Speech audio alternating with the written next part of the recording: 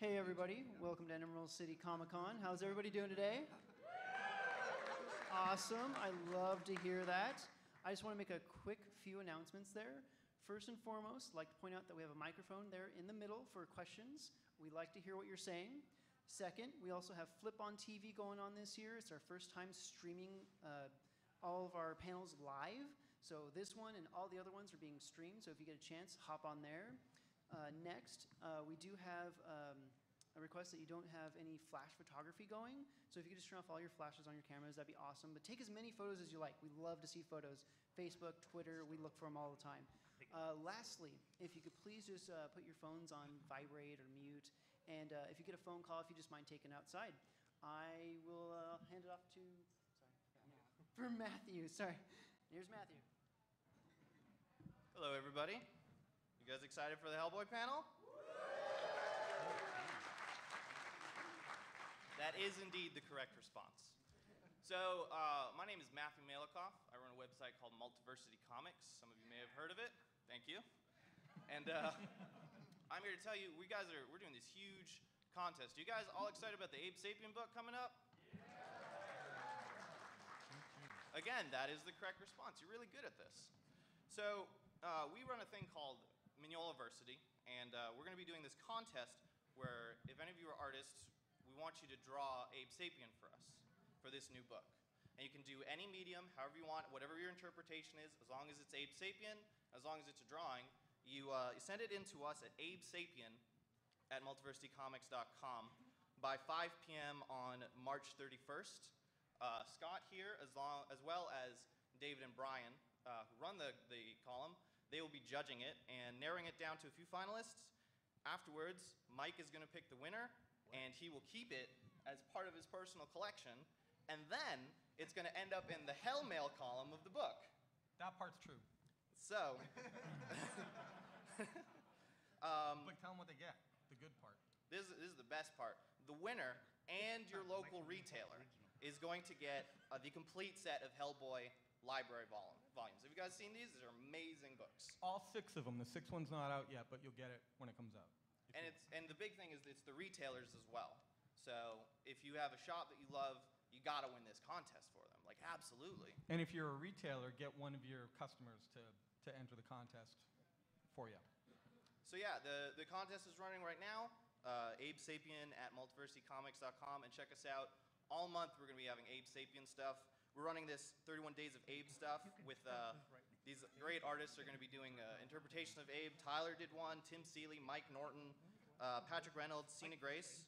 And that's it from me. I'm going to turn it over to these guys and introduce you to Mr. Mike Mignola, Dark Horse Editor-in-Chief Scott Allie, BPRD artist Tyler Crook, and Eisner Award-winning colorist Dave Stewart.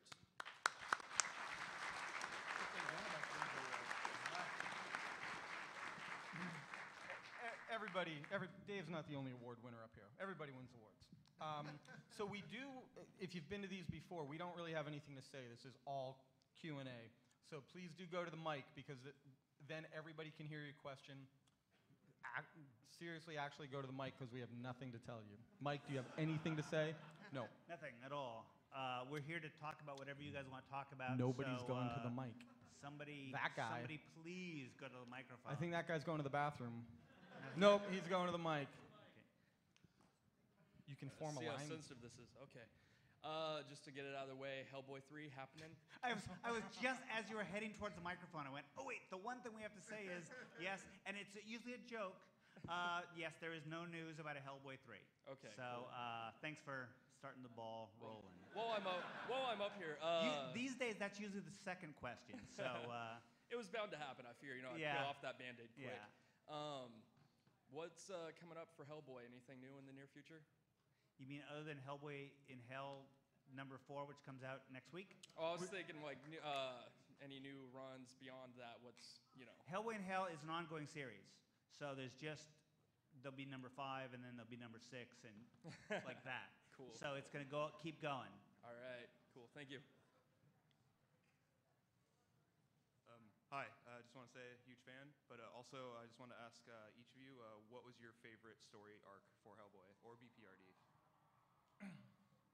I'll start. Mine is.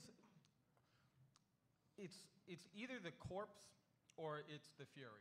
The corpse blew me away so much when I read it. It was the first thing I was working on with Mike, and just the way that he had to do it in 2-page installments. It's just so crammed full of story, and there's so many payoffs. And it's how you got the constantly. job as editor of Hellboy. Yeah, it's true. Yeah, and ultimately every job I've had since then, probably. But yeah, it was working on that we really kind of connected, and that was great. But in a way, I'd say the Fury, because the story just paid off so well. We'd been building to it for so long. The heart of it was so strong. Hellboy's feelings for Alice and just the connection between those characters. And he much prefers when Duncan draws Hellboy. I Let's knew be you were honest. going to make it Let's about be that. I honest, knew yeah. you were going to make it about Duncan. It's not. The writer was really good too. Well, that's the best we could get for the money. It's like he mentions the corpse. Scott was just filling in. We were between editors on Hellboy, so Scott was just filling in. And at least the way I always heard the story, I was brand new. I had started, and they were just like, "Yeah." you were literally running the Xerox machine. Yeah. Which was probably a real crappy, cheap Xerox machine. But and I think you told me Barbara, who was the original editor, told Scott, "Don't edit. He can't spell anything, so fix his spelling. But other than that, don't do anything." And It actually, I owe Barbara so much. I got to correct that. It wasn't Barbara. It was someone else. But Barbara just said, "Do it." Barbara gave me the job. Barbara Kiesel was the outgoing editor-in-chief, and she'd been the editor of Hellboy, but she was leaving Dark Horse, and she handed Hellboy to me. and towards the end of the book, Hellboy's about to drop a corpse into a hole in the ground, which didn't look like a hole. It looked like a black square. I just drawn a black square, a black rectangle. And Scott actually called and said, "Excuse me, Mr. Mignola," which you probably didn't say, but it doesn't look like a hole in the ground. And I was so thrilled that somebody was telling me to fix something. I'm not always happy about it, but in this case, he was right. And he's not always right, but in this case, he was right. And I was so grateful because my goal is to do the best book possible. So if I'm doing something wrong or something that I'm trying to do isn't coming across, I want somebody to tell me. Some creators aren't like that, but I want the best possible product. And so I believe the story, at least the way it's come down, is that I called up Mike Richardson and said, "I want this guy to be the editor of Hellboy." Right? Did that happen? Yep. All right. So that's good. I mean, it's hard for me It to was pick. a long time ago. It was like 18 years it's ago. really long time ago. It's hard for me to pick a favorite run. I do look at the 3-issue Crooked Man I did with Richard Corbin, and I don't know that I have ever written a better story. So I think that one for me is like a high point. There's a bunch of the shorter stories that I really like. I'm happy with quite a bit of it. So, I guess that's pretty good. Well, the question was, what's our favorite run? Favorite Hellboy run. Favorite yeah. Hellboy run. I think my favorite is probably another Corbin one, the in Africa. When he's going around Makoma. and getting all the dudes and sticking them in the bag. I really like that one. There's that panel where he finally looks in the bag and there's the kid inside that just is perfect. That's Really maybe the like that weirdest one. one. So basically, we all like Richard Corbin drawing Hellboy. Yeah. And Duncan. I guess it's got to be Hellboy in Hell. Oh. Right now, it seems like like I've heard about Hellboy in Hell for such a long time, and it seems like we've kind of been working there, and it kind of feels like the the ultimate sort of pinnacle of Mike and I's collaboration for this long, and it's great. I'm just really enjoying the crazy, surreal world that Mike envisions for Hell. Yeah, I mean, I don't know if anybody's noticed, but Hellboy isn't usually read anymore, which was a huge thing that nobody's commented to me about. I don't know if they've commented to you. Did anybody notice he's not red? Good.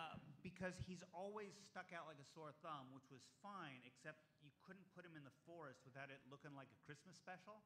So that was one of the things we said with the Hell book, whether people would notice it or not, shift him off of red unless he's really in a real red environment, which I think only happens in issue 2 when he's in the real hot part of Hell.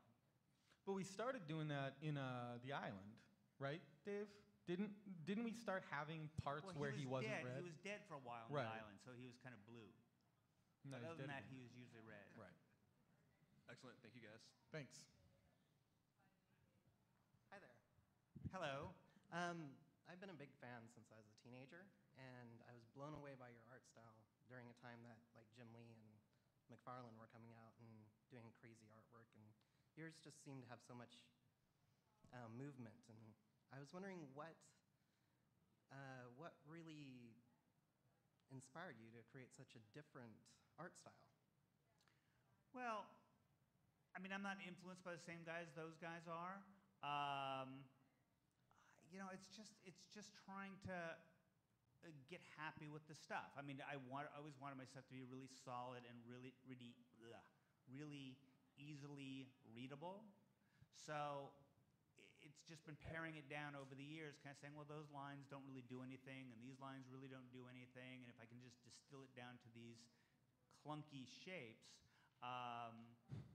you know, that's the best I can, you know, explain it. I'm influenced a lot more by painters than I am by guys who draw in line. I'm a shape guy, so mostly it's about coming up with these solid, readable shapes. And the artists you're talking about, so much of that era was about just throwing more and more and more lines on everything. That's what it felt like. They were more Yeah. line than ever shape. Well, Yeah. thank you very much for doing your work.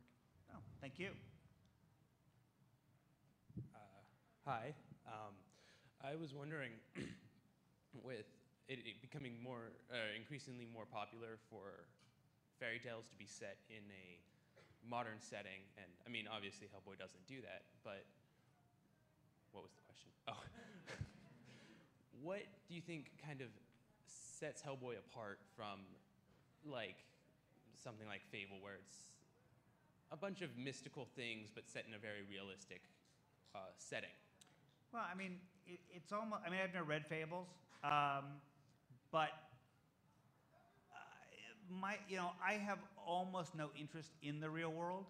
So rather than bring that stuff into the real world, I'm much more interested in going into the world where that stuff is. And I know, I mean, I've seen a lot of things over the years. I've seen a lot of people take fairy tales and folk tales and kind of make them make sense. Or take the bits that make the most sense and leave out the really weird bits. And the really weird bits are the stuff that I like the most. So I'm kind of embracing the I don't know what the hell that means aspect of fairy tale and folklore. So yeah, I have no interest in giving that stuff a reality. Thank you. Thank you. Hello. Mike, I was wondering, you have such a good grasp on folklore, mythology, all these different stories rattling around in your head. I was wondering if you had maybe a favorite one that you haven't put Hellboy through yet that you'd maybe want to tell us? Well, I don't want to tell you because it'd be giving away future issues of Hellboy. I have so much of that stuff on my shelf. I've used up most of the stuff. Well, not most of it. I've used up a lot of the stuff that I've read that I've been planning to do. Though issue 5 of Hellboy in Hell is actually a very, very loose adaptation of a Grimm's fairy tale. So I've never been as spot on classics fairy tale as I am this upcoming issue of Hellboy.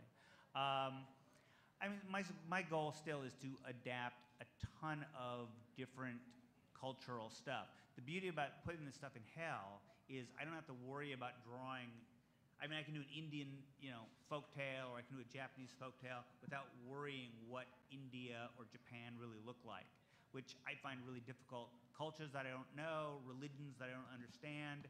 I don't want to get that stuff wrong, but if I do those kind of stories in Hell, I can play. I feel I have the liberty to feel real. Man, I'm sorry. 2 days of a convention. I feel like I can play fast and loose with not only the elements of the fairy tale and the folk tale, but the setting and the location. So there may be an Asian type corner of Hell where I won't, really worry about how the doors on a real Japanese house work and stuff like that. Okay. Okay, cool. Thank you. Thank you. Hey, when you're reading that stuff, can you read it for pleasure now? Or are you always just recasting when you're reading? Are you just like, oh, Hellboy could totally be the rabbit in this one? And It's so hard to read almost anything for pleasure these days. Yeah. I was reading a story, on the plane coming out here, and there's a part of me that's going, but then we could do this and we could do this, and the other part of my brain's going, be quiet, I just want to read the story. There's that part of my brain that's always trying to knit stuff together and say, we can use this, we can use this, we can use this. How you doing? Your art was a big reason that I started reading comics. Cool. Seeing something so starkly different than what everyone else was doing, and it's amazing. Thank you. And then also, like, the dry spell where just you do, covers, it wasn't enough. So to have you back with Hellboy in Hell is, awesome. Thank you. Is there anything...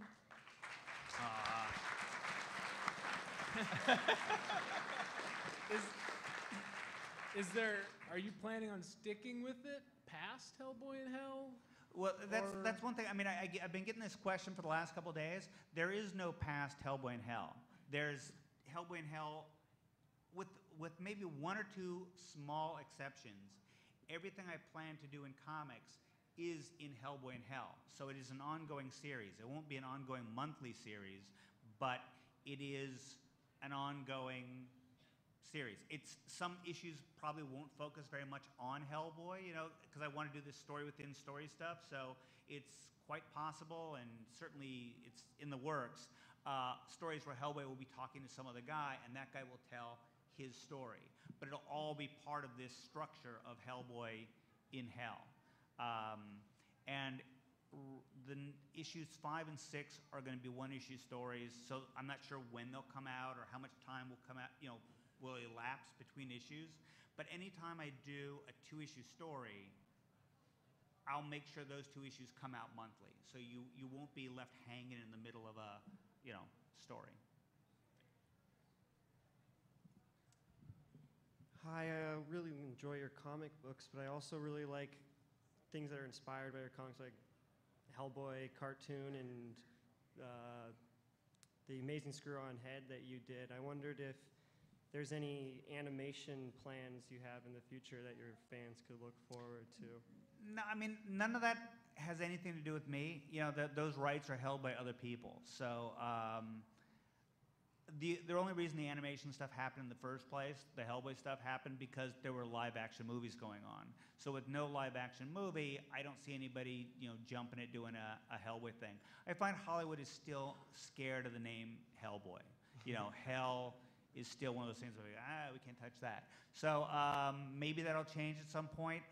But for me, my focus has always been, I've always tried to have my focus be the comic, because it's the one thing where I can do exactly what I want and not have to answer to other people who say we can't do this, we can't do that. So. All right, thank you. Thank you. Hello. I really enjoy Hellboy and BPRD, but my 2 favorite series you've done is Witchfinder and Baltimore. And I know you've put out some Baltimore stuff recently, kind of one-shots. I was wondering if there's going to be more of that, and perhaps return to Witchfinder. I really enjoyed the first series, especially when it was in England. Witchfinder. Maybe, perhaps. Segue. Does anybody interested? If only in we had someone to draw it, it would Someone be. would want to, Or write it, for that matter.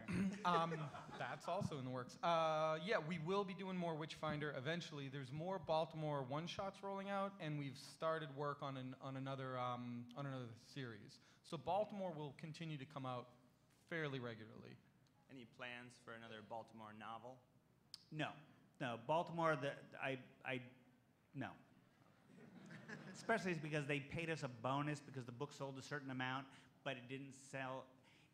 It sold enough so that the writer and I made money, but the publisher didn't, which is a weird thing, which apparently happens in publishing. So those guys aren't calling and saying, hey, give us another one of those books. No, it was always meant to be just that one book with a big hole in it that made for a perfect place to do a comic book series. But yeah, there's a lot more plans for Baltimore, and Witchfinder, there is something in the works. Okay, great. Thank you. Thank you. Thanks, guys, for coming today. I hadn't read a comic book in 20 years until I discovered your work about a decade ago. Someone gave it to me, and was originally interested in the sort of gothic and the pulp sort of style kind of mashup. And since then, since this series has legs and spin-offs and so on, the diversity of ideas has always been pretty astonishing. Could you describe, kind of, because clearly this comes from one source, but you have so many talented contributors and people working together, guys you've worked with for a long time. Could you describe this creative process? Okay, you got an idea. Do you work as a committee? Do you guys work in teams? I mean, how do you flesh these things out so it keeps it fresh and something new? I don't know that we have any particular system. At some point, Scott's usually involved. And Dave. And Dave. Dave's always involved. We can't do it without him. Yeah. Well, yeah, I mean, probably the majority of the stuff is mostly written by John. John generally writes the scripts on the books that Mike and John co-write together. Ideas might start with Mike. They might start with John on the stuff that I work on. Sometimes it starts with me. A lot of it is very much like an outline that Mike might hand me. But we talk a lot. Recently, Mike and John and I have talked about this process of how we kind of collaborate and keep the world running together. And the fun of it is that we just sort of have these phone calls. Mostly it all happens by phone call, maybe between all three of us, but sometimes just a pair of us. There's so many things that John has cooking at any given time that maybe I know more about than Mike does, or vice versa. Yeah, it's funny because so many of these things start with me, but like a lot of BPRD, John's also cagey. So every once in a while I'll call up John and I'll say, we talked about this one idea. Are you going to do something with this? And he goes, yeah, I'm taking care of that. But he won't tell you how he's doing it. Either of us.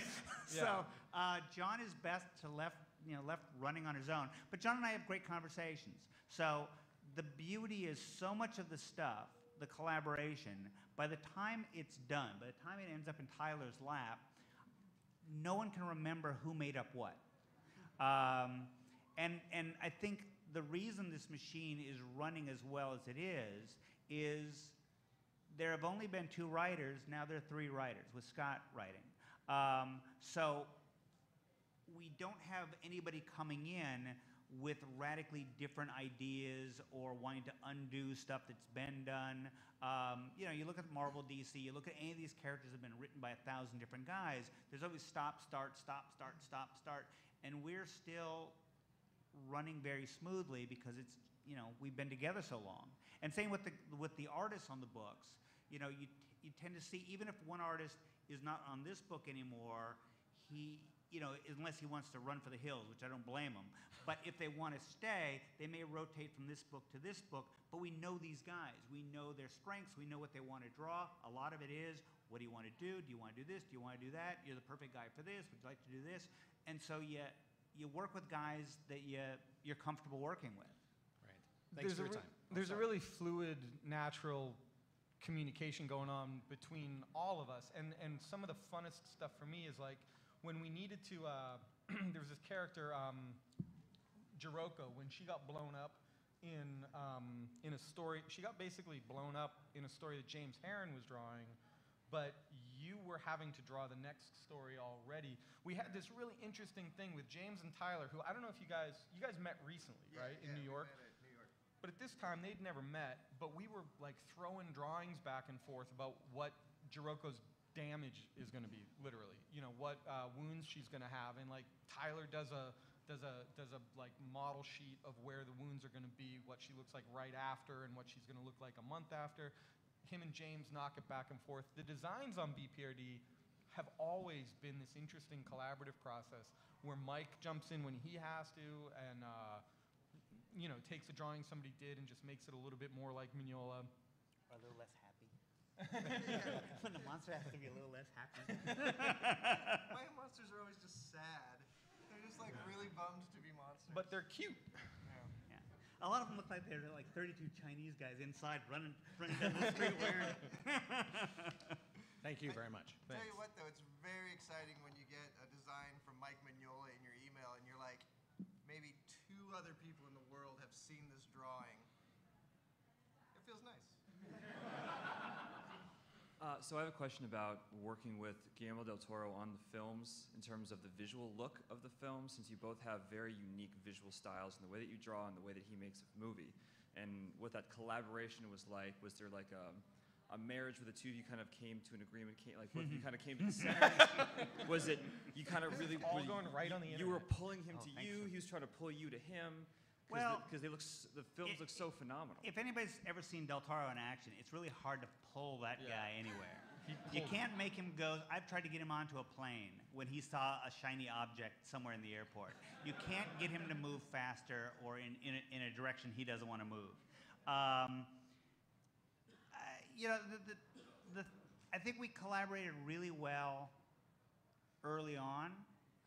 Certainly, like on Hellboy, he really wanted that film to be a nod to my art style, even to the kind of palette he was using. He wanted it to reflect what Dave and I were doing on the comics. But our differences have always been there. I'm a less is more guy, more and more a less is more guy. And more Guillermo, well, I guess he's always been like this, more is not enough. So the joke when we would be doing design stuff would be, I would come up with something, like Rasputin's gauntlet in the first movie. I came up with a version of it, which Del Toro just laughed at. So then he would give my version to the guy I shared an office with, and it's like, can you add 6,000 things that spin? And it was always the joke. Anytime I would do something, you're like, that's fine. Can you add 100 moving parts, and if you can get steam to shoot out of it in different places, then he's going to be happy. So yeah, I'm less is more. He's more is not enough. So I mean, the Hellboy 2 wasn't supposed to have gold robots, 1 million gold robots, with 1,000 little gears and stuff inside them. The original plot was about these 4 titans. I don't remember much of the original plot, but you know that scene in Fantasia with the devil getting up out of the mountain? That's actually taken from an old silent film called Faust, where there's actually just a fat German guy dressed as the devil standing there with wings. It's beautiful. I wanted that scene in Hellboy. Okay. And somewhere between Guillermo and I coming up with the original story, once he started writing it, that big fat guy with wings turned into 1 million, gold robots with 1 million moving parts. I mean, even then when we started with the robots, they were going to be these simple metal things that had kind of a flame inside. And by the time he was done, they were, the most sophisticated piece of machinery on Earth. Okay. So yeah, that's our design differences. Because it really looked like, at least from my perspective, that the first Hellboy was very much a Mike Mignola visual style, and it kind of looked more like the images that you draw, whereas it seemed like Hellboy 2 is like, Guillermo del Toro's like, well, I like that, but let's just kind of make it more movie. That's it. I mean, that really is the difference. I mean, the first one, he was really trying to do me, but the process of that movie is him taking my characters and translating them into Del Toro characters. So when we sat down to do the second movie, our original idea was to go back and adapt one of my comics, but the character and the world was so radically different from the comic by that point after the first movie that we really had to start from scratch. Okay. All right. No, thank you very much. Thank you. Hi. I have a BPRD question. You started off with Hollow Earth stuff and then recently brought in Madame Blavatsky, and I was just wondering if that was some stuff you were going to touch on again in the future. Blavatsky Hollow is in Earth Baltimore, right? type with the what? Mullen and Talking to the mic. sorry. BPRD started off with the Hollow Earth story arc, and recently they've introduced a character, Madame Blavatsky, and I was just wondering if those two things were going to kind of. Well, Madame Blavatsky is in the Baltimore series. Oh right, yeah. Sorry. Mike just likes all that Hollow Earth stuff. So. I like that stuff. Is, I like that something you'll old- touch on again, or? On what? I mean, I embrace a lot of that stuff. Hollow Earth stuff, I've actually got some plans for a new book that I'm writing, I guess this year. Oh, right, yeah. Okay. So there's going to be more of that kind of stuff. Yes, there'll be more of that kind of stuff. Thank you. Hi, you guys are my favorite of all time, so I want to say that. But one of my favorites are, on top of like Lord Baltimore and Witchfinder, is Jenny Finn.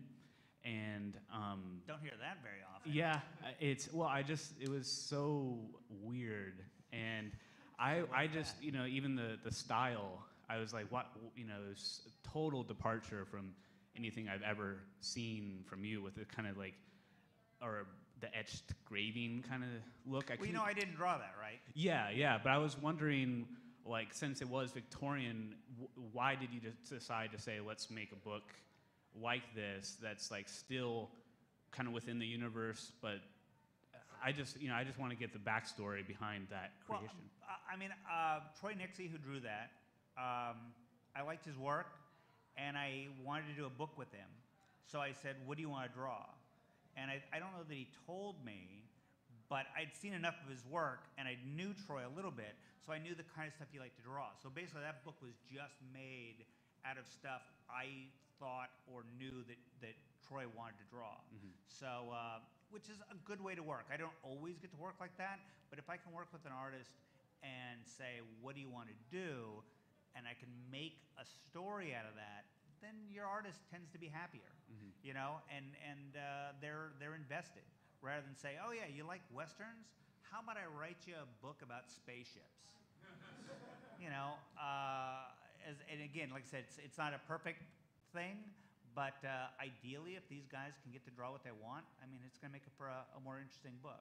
So would you say that you kind of picked the era, or to choose like Victorian? A lot of Troy's work had that Victorian thing, and plus I love the whole I love that look. Yeah. And if he'd said, gee, I want to do something about 1920s and jazz musicians, I would have said, cool, find another writer, because I don't know anything about that stuff. Yeah. But if you want to do some kind of weird Dickensian child prostitution story about the plague, yeah, I can do that. But and I wasn't mistaken. It was firmly still within the Hellboy universe, and I don't want to ruin it, but it had a kind of open-ended ending that maybe we could see again. See her. No, it's its own thing. It's not a part of Hellboy. It's not a part of the Hellboy world. It's just my weird. It's my kind of thing. Okay, so it mentioned owns, but it mentioned what? Owns. Oh, Annis. Yeah. Annis. Yeah, but that's not something I made up. That's just a mythological thing. So yeah, he does get mentioned again with the Abe Sapien stuff. I do have a certain, I won't say it's a super narrow focus of stuff I like, but there is certain things I like, and yeah, they just get reused. Okay, thank you. Thank you. Hi, I just had a couple quick questions. First one is when you're writing, how do you lay out your story? Well, if I'm writing, so the truth is, if I'm writing, I usually do lay it out. I don't necessarily do it as much as I used to, but in the old days, I would thumbnail a story, because the only way I knew how to pace something would be, well, how would I draw it? And that's gotten looser and looser over the years, and certainly with certain artists I work with, I don't give them much structure. But it's been really difficult for me writing to let go of how I would tell the story, because certainly when Duncan and I were first working together, I completely thumbnailed. Well, actually, somebody else was supposed to draw that first Hellboy, so I thumbnailed a couple issues. They're pretty tight thumbnails, which must have tortured the hell out of Duncan. And then I loosened it up. But even my panel descriptions would be guy standing here. We see his right wrist up to his top of his forehead, and I was very specific, and I've tried to loosen up over the years. It's also easier working with guys I've worked with before. They know the drill. Just like when Dave and I work together, Dave and I have worked together so long, I can say, well, this one's kind of cold, or this is kind of spooky, or this scene is sad, or maybe this is blues, but maybe greens, I don't know, because you know what you're going to get. Same with if I'm working with, well, Richard Corbin, you never know what you're going to get. But with Duncan, we understand each other enough. And I also am a big phone guy. I like to talk over stuff with the artists, probably more than they would like. And my second one was just actually talking about crossovers, because there was a couple of crossovers I believe you did with DC doing Starman, Batman, Hellboy. Would you ever do anything like that again? And how was it working with another writer? I don't know that I would ever do it again. I can't imagine anything I would do it with. The Batman Starman thing was really weird because I always end up rewriting Hellboy's dialogue. So, and that book was so much not something I would have done. And the way James wrote it, nothing against James, but that kind of dialogue, the kind of shit Batman talks about, is just not the kind of stuff Hellboy would ever talk about. So the trick on that book, that was actually kind of fun, was James had written Hellboy's dialogue, which I would completely scrap and rewrite, but it still had to match up with what Batman was saying. So I was like, how can Hellboy answer what Batman's asking and still have it sound like Hellboy without Hellboy just going, I don't know what you're talking about. You can only do that gag so many times. There's only 2 issues. Thank you. Thank you. So the Hellboy comics have dealt a lot with Arthurian mythology and demons, old gods. Have you ever had any sort of hesitation about tackling capital G God in your stories? Yeah, I find it much easier to write demons and mythological creatures. If you get into the big stuff, the scary stuff, the gods and angels, I don't know what those guys would talk about. So that stuff tends to be over there. We're not gonna visit their house. I like to write stuff vague, and when we get to the big god stuff, the real big god stuff, where you're really going to step on people's toes, I'm going to write that stuff really vague. It's just interesting, though, and sorry for the long follow-up here, but so much of Hellboy, at least, is about being a good man and being kind of decent in his life. So it's curious that hasn't sort of been a very deliberate thing in the book. Listen, I mean, you can write about that kind of stuff without addressing the big issues. You just kind of, you don't deal with it, I mean, I don't talk about religion and God in my daily life, but, you deal with what it's like. Also, you write, I'm not a guy who can write God's dialogue, I can write people talking about things. That's such a great potential as soon as the conversation. universe starts talking, it's pretty weird. And also, I like to have, you notice in the Hellboy and the BPRD stuff, the guys who really explain how everything works, they tend to be crazy. Doesn't mean they're wrong, but it's much easier to write a crazy guy saying, God did this, and God did this, and then these things, and crabs, and blah, blah, blah, blah, blah, blah, blah. And I know those guys tend to be the guys that are right. They're the only guys who really understand what's going on. But it's easier to put that dialogue in the mouth of a lunatic than having, a burning bush say, and this is what happened. And then you go, well, shit. That's the voice of authority. We won't do that. Thanks so much, Mike. Thank you. Hey guys, I just have 2 quick questions. I'm kind of curious why you waited so long to talk about the frogs again after Seed of Destruction? I don't know. I probably just forgot about them. Yeah. Yeah, I mean, I think the frogs were kind of a one-off, unless I forget. It was kind of a one-off gag that was in that first Hellboy series. And then probably my lack of ideas when I came in to write the 3rd arc of BPRD, the Plague of Frogs book, it was like, well, let's do those frogs again. I mean, I always liked them. I always thought it was a cool bit with the tongue and the whole thing. And I remember we talked about how it was a loose end. Like, presumably that stuff is down there at the bottom of Cavendish Hall. Yeah, but I mean, even before we brought that, oh no, that's right, because we did use that again. Yeah, it's nice when you've done stuff and you go, hey, there's a little thing here. I did always have the idea that when Cavendish Hall fell down and the big monster was destroyed and stuff, I love the idea, and you'll see it, I think, in upcoming issues of BPRD, that when these big monsters get destroyed, even the goo that's left over has, there's a little bit of life left in that. So, yeah, the idea of bringing those frogs back by way of that stuff, it just seemed kind of a You kind told of a me at the natural. time that you'd had the idea that the BPRD was kind of monitoring it all along. Like, they keep an eye on what happened in the ruins of Cavendish Hall, but we've never talked prior to that about doing a story there again. Right. And yeah, then that took over the direction of the series, gave us a direction. Also, it was kind of nice to have a bad guy. It was kind of nice to say, well, these guys worked. Let's bring them back, and let's see if we can make a herd of them. Create something that really would be hard to stamp out. Also, I was wondering where you got the idea to give Roger a crotch ring.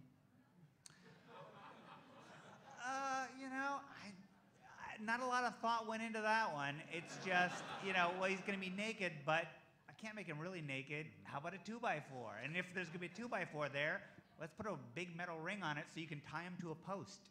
Yeah, I don't know what that says about me. It just, it never really, no thought went into that. But the one gag I did give John when he took over BPRD is, I want a scene where they try to get him to wear pants. And that worked out better than I could have ever imagined. But when you drew Wake the Devil, you didn't know that we were going to have Roger as a recurring character, right? Roger was a device for that bit with Liz, and then maybe we do something else with him, but never that he'd be a member of the BPRD. Thanks a lot. Thank you. I have a question relating to BPRD. I know in the volume The Long Death, we kind of saw the end of part of the story arc of Captain Ben Damio. Yep. And I was wondering, there still seem to be a lot of questions related to his character that are left open. So I was wondering if we're going to see more of that again. That's the kind of thing John won't tell us. John okay. made up Ben. For the most part, John made up Ben. I think you had an initial idea for like a corpse soldier type character. And the whole Jaguar God thing was all John. And has he told you? Well, I mean, John, I kept saying to John, when are we going to get more Damio? When are we going to do more with this character? And John came up with the idea of killing him off. And I just couldn't believe he was going to kill this guy off, because now we got a guy who can transform into a monster. And, blah. And I kept saying, well, we could do this with him and that with him. And he's like, nah, I think he's done. So I don't know, John. We try to avoid doing the Marvel DC thing of, we killed the guy off and 3 months later he's got his own series. Except we did that with Hellboy. But different, yeah. But I didn't bring him back to life, so that's all right. But yeah, Damio, I mean, to the best of my knowledge, he's done. But the thing about Damio is, and I think what we're talking about is that if the Wendigo killed Damio, then Damio's probably in the Wendigo. So if the Wendigo's still out there, but that's the thing is, like, we don't spell stuff out too carefully, so maybe, and I've seen a lot of questions about it in the letter column and emails from people and stuff. I think the cool thing about playing metaphysics in a real metaphysical way, without spelling it all out, without giving you like the video game handbook for how the occult works in Hellboy, is it kind of means that John or Mike or whoever can do whatever they want with Damio and the Wendigo down the road if a story comes up. Right now, there's no talk about what to do with the character, but there's certainly different roads that we could go, and it would be up to John, probably. Yeah, I mean, again, especially a character that's so much created by John, I would never tell him or suggest we do this. I might suggest, but it's entirely up to John what happens with those characters. Okay, thank you. Thank you. This is a question more from Mike than for anyone else. As an artist and a writer, where do you find your inspiration and your creative energies going more towards? Like, do you get more excited to write a story, or do you get more excited creating new characters or monsters or places?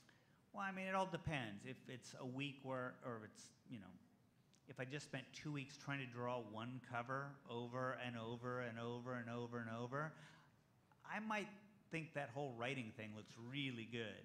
The truth is, I mean, I love drawing, and I was away from the drawing table a lot longer than I was supposed to be. I was chomping at the bit to get back and draw Hellboy in Hell. But right now, I'm really eager to do some writing, because writing for other people who can draw everything. I can draw like this many things, but I'm fortunate to work with artists who can draw everything. So there are a lot of stories I cook up and I go, wow, that's really cool. No way in hell I would ever draw that. But if I can get this guy to draw that or that guy to draw that, that'd be cool. So I mean, I enjoy doing both. And the only thing I know for a fact is when I'm doing one thing for a long time, the other thing looks better. And then I do that for a while, and I go, I really want to do the other thing. So I'm fortunate that I get to bounce, back and forth. But I must say, it is so nice to be back writing and drawing for myself. Yeah, that's been great. Thank you. Thank you. Hi. One thing that I've always loved about the Hellboy and BPRD universe from a storytelling perspective is just the number of Chekhov's guns that you litter around, like all the characters and concepts that you introduce and then pick up later on. I was just wondering, like, to what degree are these things that you introduce and then think of later as, oh, that would be cool to use, or things that you deliberately plan to use later on? It's more the former, probably, right? I mean, it's a As in lot. not planned? Yeah, like, I think Mike just like has such a wealth of ideas and throws so much stuff out there. It's all kind of laying out there.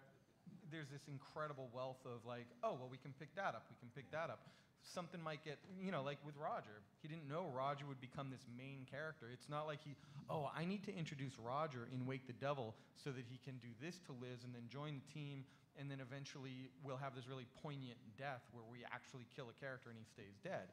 None of that was thought out from the beginning, but the possibilities present themselves. The trick is to always make it look like we had all this stuff figured out. But it works don't. very well. Yeah, well, thank you. I always say there's certain characters you create, and they have a certain life, and you kind of go, okay, you're done, get back in the box. And they go, no. Or I'll get back in the box, but you got to write me my own series. And it's rare that I plan to plant a character and have him take off. And there's several characters, well, at least two characters, three characters, I guess, that I'm planning on writing relatively soon that were never intended to have a life of their own. But it's just, now that this guy's out here, sometimes the stories just start pouring out.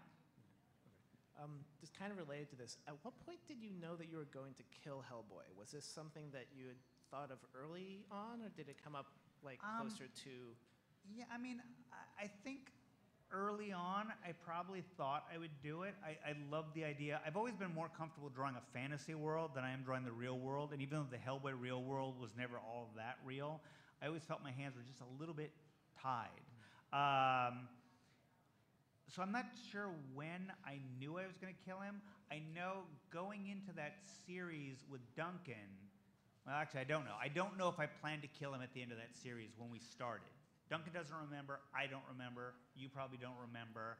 But once that series started going, I think by the time I started that series, I knew I was going to kill him eventually.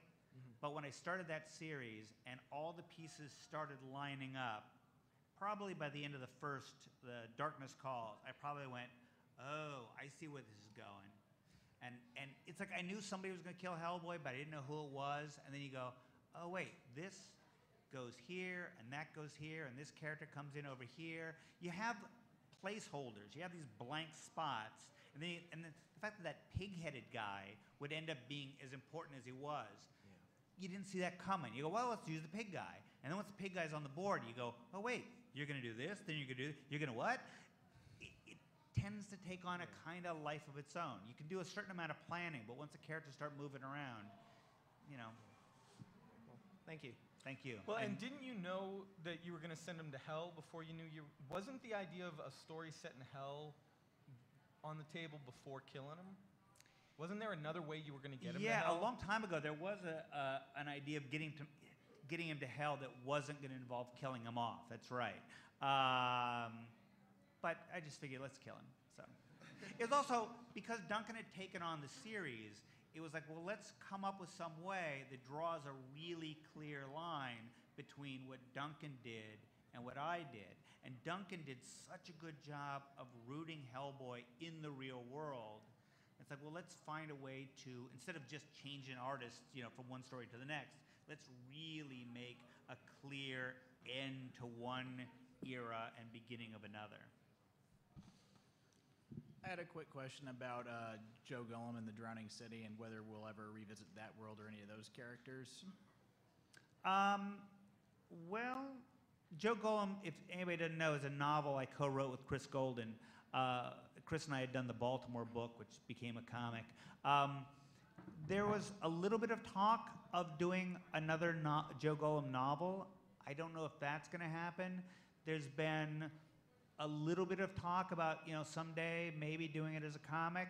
Part of the problem, and Scott ducked out just the right time because it's all his fault. We don't want to pick your pockets. So we don't want to put so many books out there that you guys feel like, to keep up with all the Mignola stuff, I got to spend X amount of money. We try to keep it to 4 books a month, like roughly like a book a week. I have no idea how that works in reality. But certainly we could do a lot more books, but we don't want to flood the market with Mignola books, and so you guys have to kind of go, oh, geez, now I can't buy, the 3,000 copies of Wolverine that came out this week, or whatever the hell else you buy. I don't know, but so that if Dark Horse just said, hey, we give up, Mignola, fill all our slots, that'd be great. We'd have a Joe Golem, series. We certainly have the ideas, but the manpower, we don't want to, stretch too far. So right now, though, it is in development for a film, which is kind of cool. So you might see that. All right, thank And you. if that happens, if they make a movie, then you'll probably see a comic. Awesome. Thanks. Okay. I had a comment and a question. First, I want to say thank you for the comic book. It's one of the main things that got me into comics. It's just I love the whole less is more thing. So thank you for all that. My question is, will we see the spaceman that we saw, like the guys who watched the Seven Dragons and who we saw a little bit of them when Hellboy and Roger went to the castle in Germany. In Conqueror, I wonder if you just talk a little bit about them and if we will see them again, perchance. One of those guys actually almost got his own book for a while, which means I really should apologize to the guy I told him who could write it. I don't. The science fiction stuff, I've never been that comfortable with, and I'm not really even sure why. I know why I did it in the first Hellboy, because I needed to cut away from something as different from Hellboy as possible.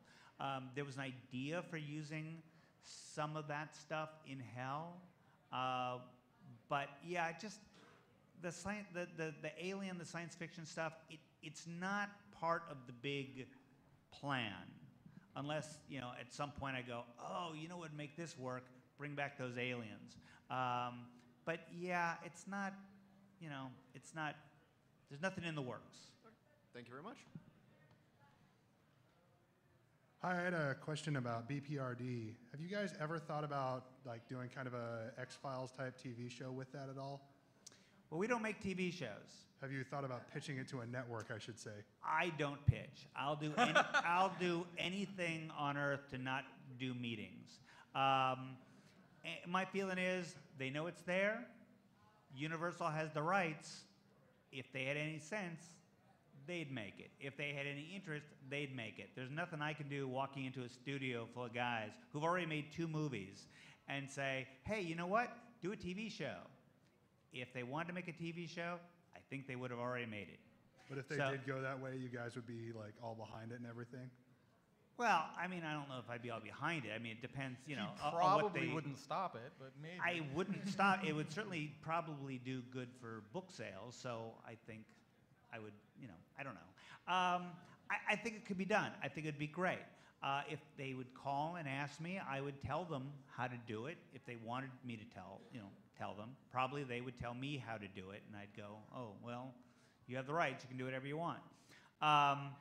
So, yeah, it'd be great. I wish it would happen. All righty, thank you. Thank you. That was a downer note to end on. Anybody have one more question? Comics. It's not a question. Thanks. Okay. I was wondering about, you were talking about Guillermo del Toro and you on the movie, and I was wondering, it seemed like Abe was really different in the movie than he is in the comics, and I was wondering if that was like you or Guillermo or just the actor who played him. No, that was definitely Del Toro. Del Toro's favorite character is Abe. So the whole idea of giving Abe powers and psychic powers and stuff like that, that was all Del Toro. So yeah, I had nothing to do with that one. All right, thanks. Thank you. And I guess that's All right, it. thanks. Thank you. Mike is going to be signing in about 20 minutes at the Dark Horse booth, right? 5:30. And at his own table most of the time, so just see him there too.